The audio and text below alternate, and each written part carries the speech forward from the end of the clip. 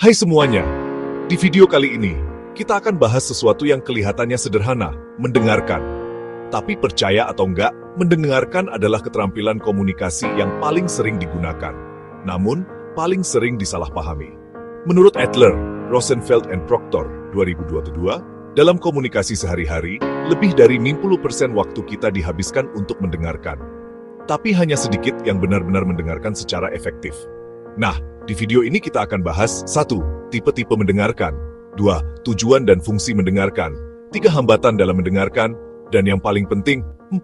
Cara menjadi pendengar yang efektif. Apa itu mendengarkan efektif? Mendengarkan bukan cuma soal telinga menangkap suara.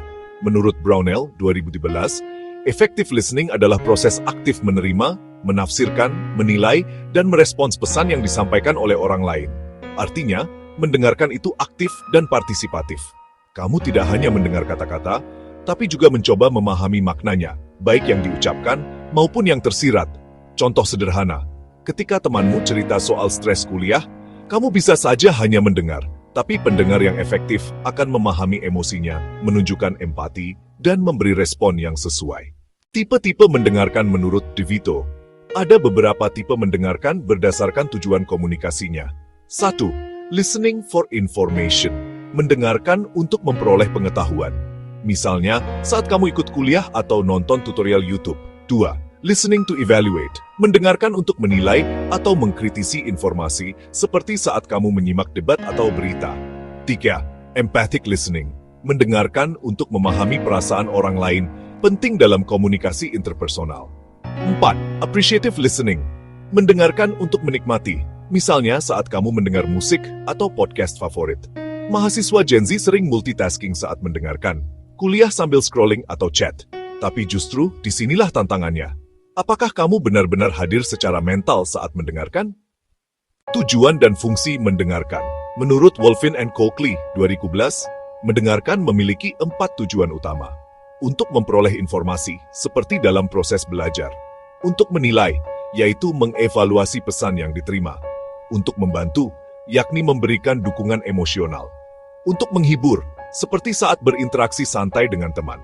Sementara menurut Verderber et al. Fungsi mendengarkan juga mencakup membangun hubungan interpersonal, meningkatkan empati, dan mengurangi konflik.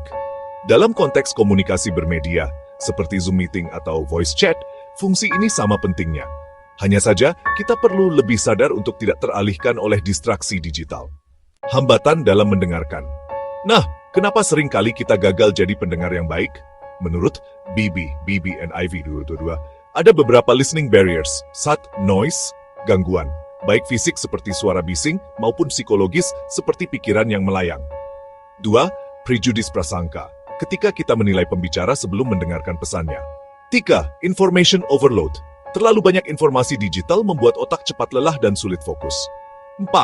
Selective attention, kita hanya mendengar bagian yang kita suka dan mengabaikan sisanya.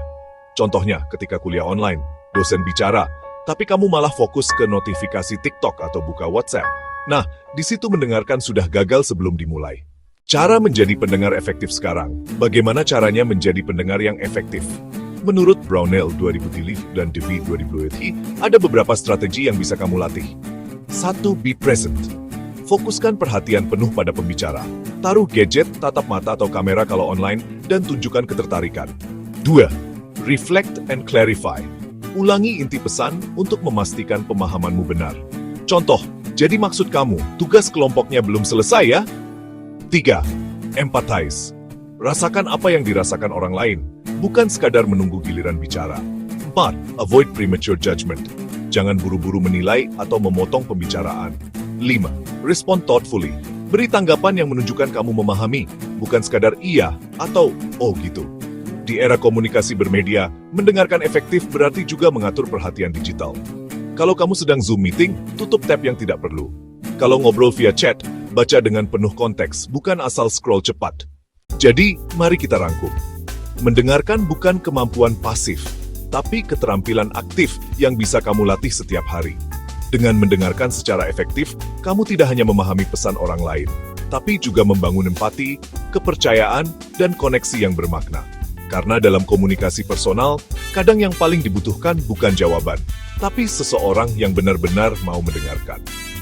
Terima kasih sudah menonton, dan sampai jumpa di sesi berikutnya.